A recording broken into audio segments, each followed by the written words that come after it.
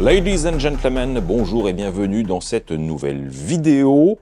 Alors, il n'y a pas si longtemps, je vous avais proposé un test à l'aveugle de tous les steaks végétaux qu'on trouvait le plus facilement dans le commerce. Et il semblerait que vous ayez apprécié ce format et il y a eu de la demande. Alors, comme j'ai testé il n'y a pas si longtemps non plus les fameux nuggets vegan de chez McDonald's, voilà, je me suis dit, on va rester dans l'actualité, parce que finalement, des nuggets, j'en mange pas tant que ça. J'ai dû goûter à peu près tout, mais néanmoins, faire un petit test pour essayer de définir quel est le meilleur, ou du moins, selon mes critères, mon préféré, ça peut être sympa. Parce que ceux de McDo, ça passe, et c'est pas fou. Il y a mieux sur le marché dans mes souvenirs. Est-ce que ma mémoire est bonne? Nous allons le voir dans un instant. Alors bien sûr, je me dois de vous présenter les challengers que j'ai sélectionnés par rapport à ce qu'on trouve idem assez facilement. J'ai exclu volontairement les marques de distributeurs parce que faut avouer que quasiment tous les grandes enseignes ont leurs nuggets végétaux et c'est à peu près tous les mêmes. Mais bon, voilà, j'ai préféré garder des grandes marques que vous connaissez bien et je vous les présente. On commence par ordre alphabétique, hein, par accro. Voilà.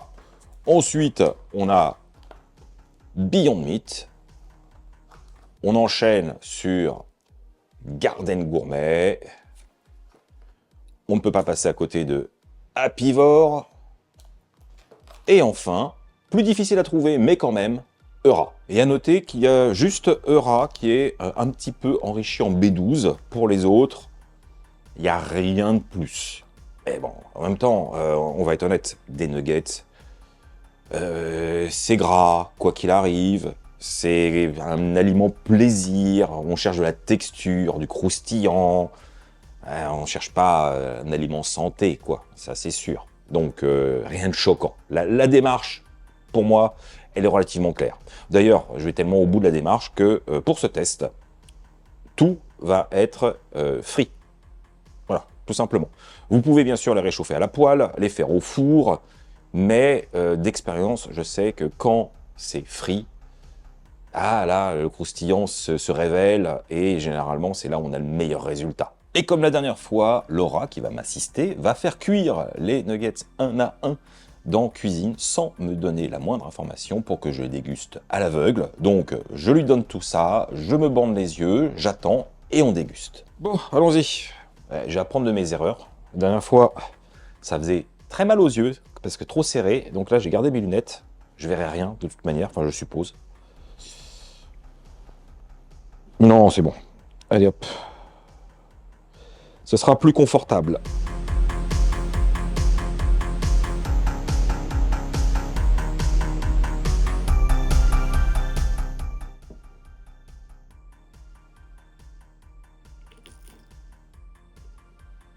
Ok, c'est parti pour le test. Oh, je m'attendais à avoir une odeur d'un peu de graillon, hein, logique, d'huile chaude, et en fait non, j'ai un nez très aromatique. C'est prometteur ça, tiens. Mais du coup, je sais pas qui c'est. Mais ça, c'est une autre histoire. Goûtons.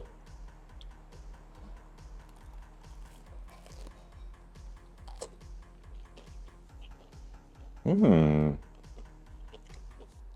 Ça commence bien. Mmh. La panure est bien croustillante.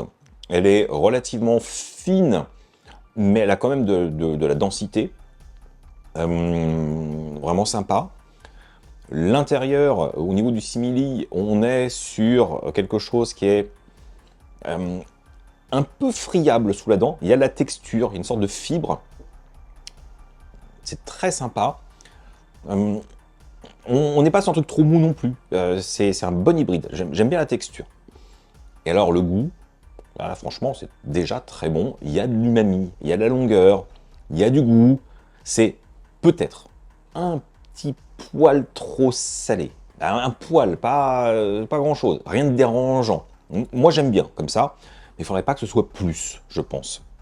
Et le goût est vraiment agréable. Donc dans l'ensemble, déjà, ce premier nuggets est une bonne expérience. Maintenant, qui sait? J'aurais du mal à le définir. J'aurais tendance à lancer un Garden Gourmet parce que j'en ai mangé qu'une ou deux fois dans ma vie. Je les avais bien aimés et je pense que c'est ça. Et là, je fais un comparatif mental de ce que je me souviens, de ce que j'ai pu goûter. Allez, je mets un point sur Garden Gourmet au cas où.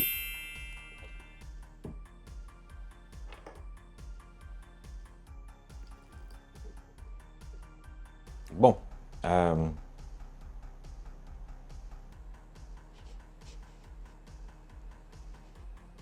ça sent la biscotte. Donc ça sent la chapelure quelque part. Voyons.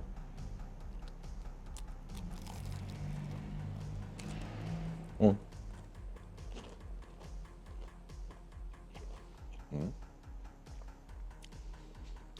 C'est bon.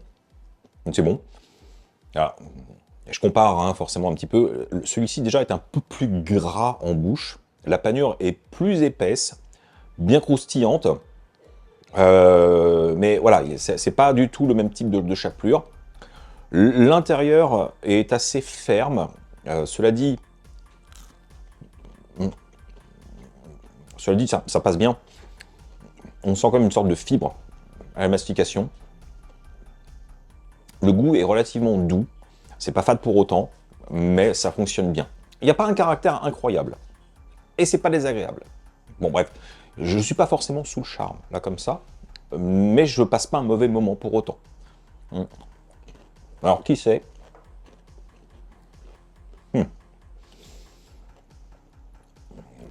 Peut-être. Peut-être à Pivore.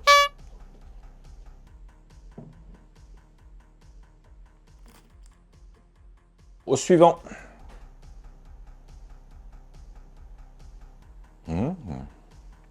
Ça sent pas mauvais. Mais j'ai pas une odeur que j'identifie en soi. Ah.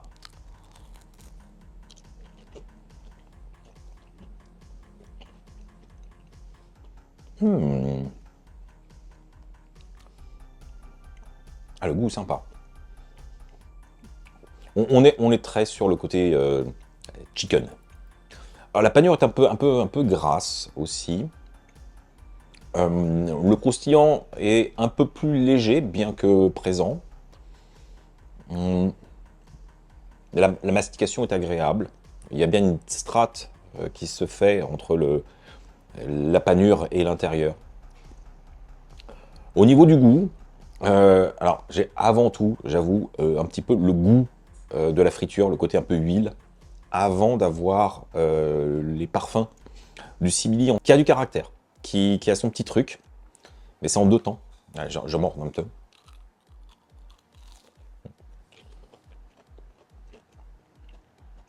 Alors, le simili est assez tendre. C'est pas du tout la même texture que les autres. Il est tendre, alors c'est pas mou, il y a de la mâche. J'ai l'impression que c'est plutôt un peu plus, avec des morceaux plus importants qui sont agglomérés. Je sais pas si c'est très clair. J'ai l'impression d'avoir des morceaux plus épais qui sont collés ensemble et ça donne quelque chose d'assez tendre en bouche. Bon, voilà. C'est pas désagréable, c'est plutôt plaisant. Quant à l'identifier, j'avoue que là, c'est un challenge. J'aurais peut-être une orientation sur Eura. Peut-être. Ah oui, je me mouille pas trop, hein, peut-être. Hein.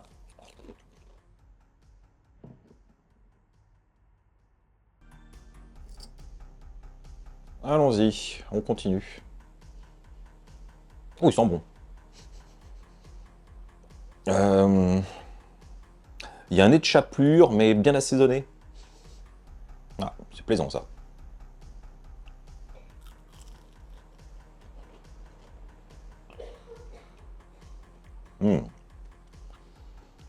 Alors, comparativement à tous les autres, il est plus ferme. on a plus l'impression de mordre dans un vrai morceau, et pas un haché reconstitué. Ce qui est plutôt bien vu, parce que, n'oublions pas, hein, des nuggets, des vrais, à l'ancienne, c'est fait avec des blancs de poulet, donc c'est quand même un morceau qui est censé être assez ferme, avec de la fibre, mais qui est dense. Et là, je retrouve beaucoup plus. La panure est bien présente, elle est croustillante, mais elle n'est pas en surplus, il y a un bon équilibre. Le goût est très plaisant aussi. On a de la profondeur. Là aussi, on a de l'umami, ce que j'ai pas forcément retrouvé dans les deux derniers. La saveur est assez chicken, même si on sent que c'est végétal, faut pas exagérer. Mais bon, entre la chapelure, la texture et tout ça, c'est assez troublant. Celui-ci, j'avoue qu'il est un peu bluffant. C'est plus réaliste, je pense, par rapport à ceux que j'ai goûtés jusqu'à présent. Donc, c'est pas mal du tout. Peut-être que là, j'irai vers Beyond Meat, parce que le côté réaliste, c'est plus leur savoir-faire, et je retrouve plus cette idée dans le concept et dans les goûts. Voilà. Si ça se trouve, c'est un gros fail.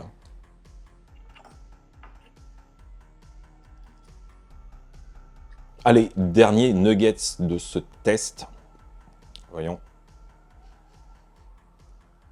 Ah, ça sent bon.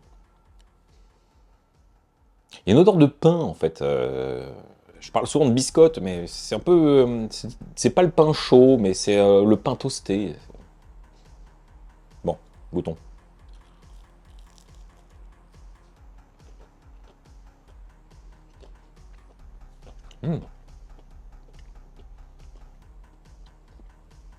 Ah. Alors, je pense honnêtement que je me suis certainement complètement banané sur ce que j'ai pu dire avant. Parce que celui-là est pas mal du tout. Et il me rappelle immédiatement plutôt du Happivore. Donc j'aurais raté le accro quelque part. Bon, voilà. Alors, en termes de goût, on a une panure qui est croustillante, pas trop épaisse. C'est pas la plus réussie, mais ça fonctionne bien. En revanche, l'intérieur est plus ferme. Assez cousin du précédent en termes de densité. En termes de goût, c'est pas fade du tout. C'est plutôt sympa. C'est un peu moins fin. Ah, je suis obligé de comparer avec ce que j'ai mangé. De toute façon, je les enchaîne. Donc, c'est réussi. C'est réussi. On a quelque chose d'agréable en bouche. On a quelque chose de plaisant, bien fait. Mais je dirais que ça, c'est exactement le genre de nuggets qu'on aurait envie de manger avec une sauce pour conjuguer les saveurs. J'ai moins envie de le manger tel quel. De toute la gamme, c'est peut-être celui qui me fait plus avoir envie d'une sauce pour accompagner.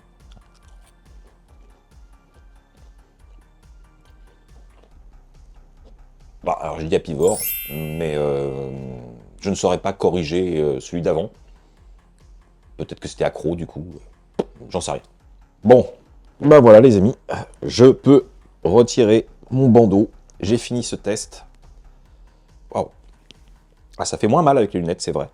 J'avais raison. Par contre, retour à la lumière. Très très intéressant. Alors, je ne sais pas quels seront les résultats. Alors j'essaierai bien de vous faire un classement. Et ça va être assez compliqué. Il y en a certains qui ressortent plus du lot, comme le quatrième, le premier, qui sont effectivement très très agréables, qui ont plus de saveurs qui me plaisent et une texture qui m'a plus parlé.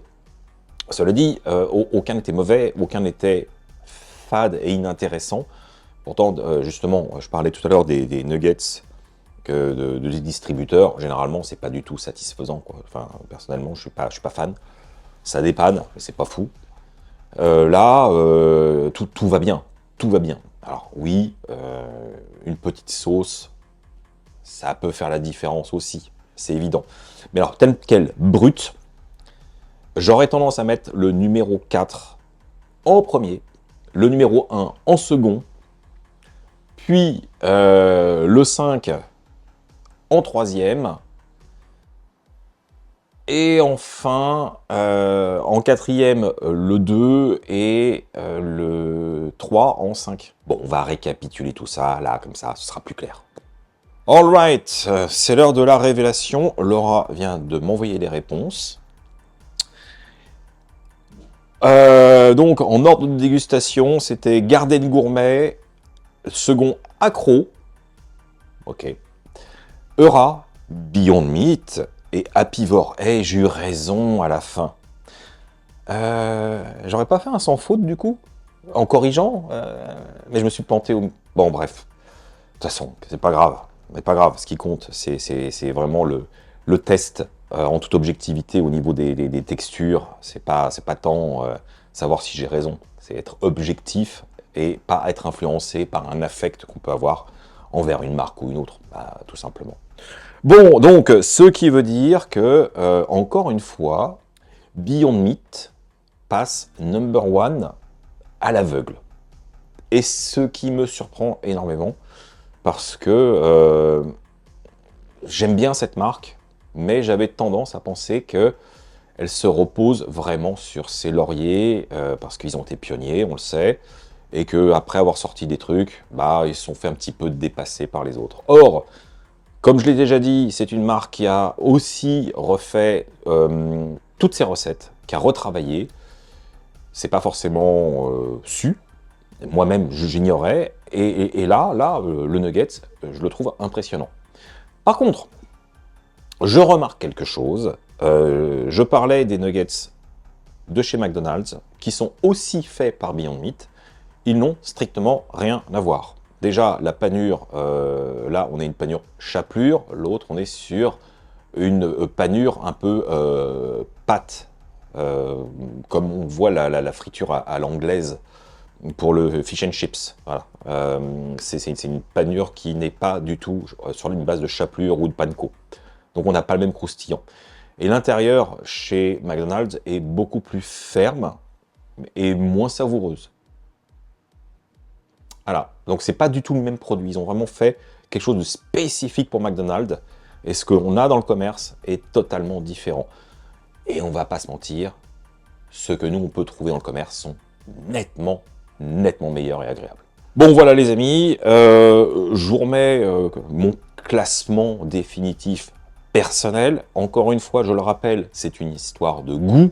Vous avez peut-être des préférences totalement différentes, et ça forcément, ça m'intéresse. N'hésitez pas à me dire en commentaire quels sont vos nuggets favoris. S'il y en a que vous ne connaissez pas, que vous aimeriez bien avoir, parce que c'est vrai que autant Eura et Beyond Meat, ce sont deux produits que je ne trouve pas systématiquement partout dans tous les supermarchés de Paris. En revanche, Accro, Garden Gourmet et Apivore, c'est partout, quasiment partout. Donc, voilà, on n'est pas tous logés à la même enseigne, c'est la même histoire qu'avec les steaks végétaux qu'on a fait. Donc, n'hésitez pas à me dire ce que vous trouvez, vous, dans vos commerces, ceux que vous préférez, ou ceux que vous auriez aimé goûter. J'ai hâte de vous lire. Sur ce, on conclut. Portez-vous bien.